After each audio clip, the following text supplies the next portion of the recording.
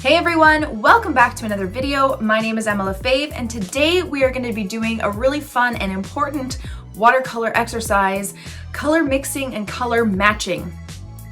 It's going to be fun because I love doing this stuff. So let's jump right in.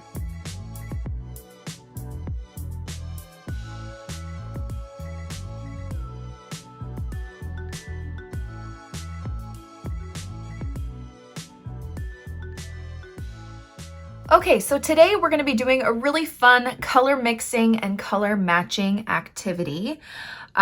This is something that I highly suggest everyone to practice, whether you're a beginner or you're advanced. It's great to familiarize yourself with color mixing and dissecting each colors to make the best color mix of whatever you're trying to match. So for this challenge exercise, I am using my Etchr Lab cold press watercolor sketchbook, and I'm actually using a limited palette today. So I have my Winsor Newton COTMAN watercolors, which are student grade. I have 8 colors here, even though there's 10, there's doubles of some.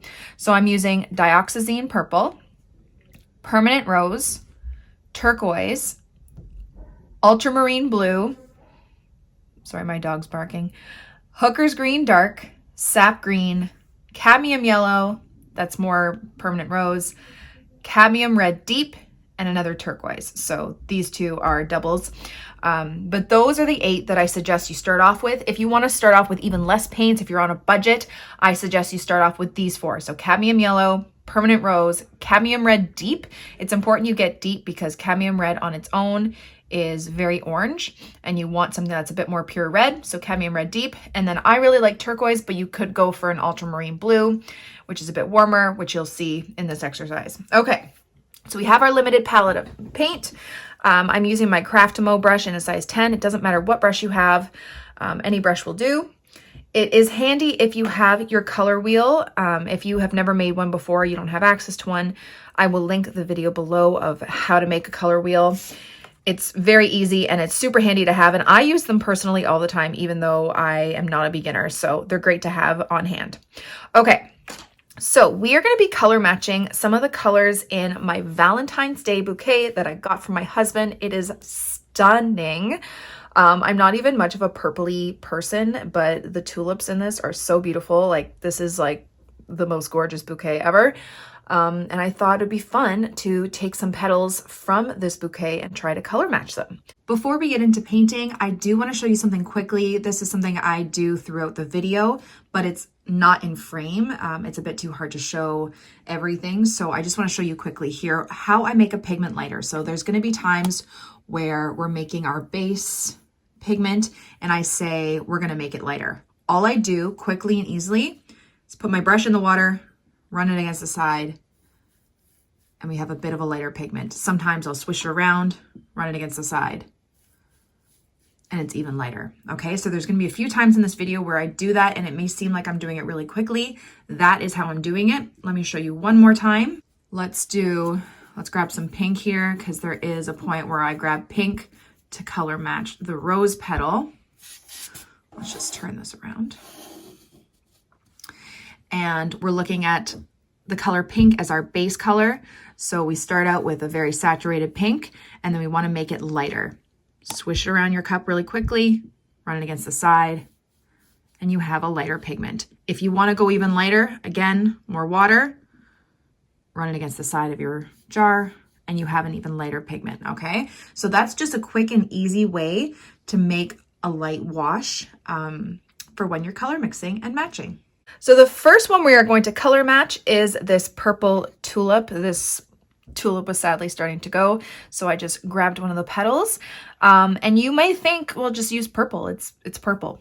It's not just purple though. As you see, I have a couple of mixes here. I was testing out things before, so we're going to be making these colors, and I'm going to show you how. So the first thing we want to start off when we're trying to color match, start off with the base color and swatch it next to it. So I'm going to start off with some pure dioxazine purple so you can see the difference in color. I'm going to move it down here. Okay. It's similar, but it's different. This is a little bit darker. It's a bit more rich. And to me, this has a bit more pink in it. So what we're going to do is we're going to mix some permanent rose with it. So I'm going to grab some permanent rose. I should actually wet all my paints first. Okay, so I'm grabbing permanent rose. I'm going to throw it on my palette. I'm going to grab some dioxazine purple. And you can do half and half just to see. And there we go. This is actually very similar to the mauve paint color by Winsor & Newton. So this, you can see right next to it, it's a little bit too pink. So we're gonna need to add a bit more of the dioxazine purple. See if that's better. Yep, that's closer. And then this is a bit lighter. So all you're gonna do is dip your paintbrush in your water. Lighten it up. That might be a bit too light. So you can grab a bit more paint. And there you go. That is a pretty good match. Now let's try it if we didn't have any purples, okay? Let's just say we didn't have any purples. So in order to make purple, we know, looking at our color wheel, we mix blue and red to get purple. Now, blue and red is a tricky mixture because sometimes, depending on the color blue or the color red you have, you're gonna make this muddy kind of purple. So I always suggest, which is why I always include the permanent rose in my top 4 colors, to mix with a pink. So let's just take from our 4 colors here, some turquoise, or you could use ultramarine. Ultramarine will also change up the color that comes out, and it's a warmer blue. Okay, so here we have our turquoise, and then let's grab our permanent rose and see what color purple we get there. Okay, so that's more of a bluey purple. Let's add a bit more pink. Feel like, let's bring this over there. Feel like we're getting closer, maybe a bit more pink. And there you have it. I feel like we could even go a bit more pink.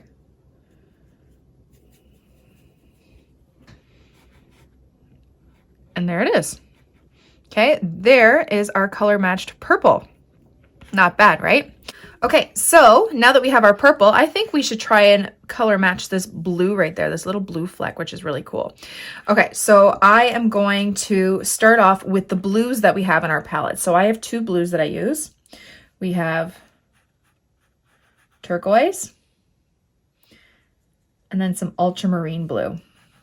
Okay, so if you have more than one color in your palette and you're trying to figure out your color matching, put them next to each other and then put the object right next to it. See which one it leans more towards. So I don't know if you can see this. This is a bit warmer, so it's leaning a bit more towards the ultramarine blue. It's actually pretty similar to the ultramarine, but this is a bit more dusty. Actually, this petal that I grabbed is a bit more of a better color representation of that blue part, okay? So it's a bit dustier. So in order to get kind of like a muted blue or a dusty blue, you're gonna add its contrasting color. So looking on our color wheel, if you don't know, contrasting colors they sit across from each other on the color wheel. So you have orange and blue, green and red, purple and yellow. So blue's contrasting color is orange. So we're just gonna add a little bit of orange to our ultramarine blue to get that dusty color. So I'm just gonna, oh, but we don't have orange. We don't have an orange paint, so we have to create an orange paint. So we're gonna mix some yellow and red. Make sure it's a good orange. And then we're gonna throw it here, grab some of our ultramarine. Now, if you have too much orange in that mix, it's gonna create brown. So you need more of that base color, which is the ultramarine. And it creates this kind of dusty blue. It actually might be a bit more vibrant than dustier. Let's see. Yep, that's close. And then maybe a bit lighter, just taking off some of that pigment. And I think that's pretty close. And there you go. Okay, so there's that one.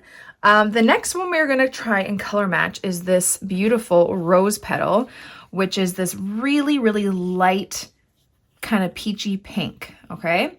So this one could be a little bit tricky, but we're gonna master it. Okay, so looking at our paint colors, the closest color to this would be pink, probably, right? So let's take our pink that we have, our permanent rose, and we're gonna swatch it next to what we're matching. Now we can obviously see that it is not a match. So the first thing we notice, this is a lot lighter. So let's grab our pink, add a bunch of water on our brush.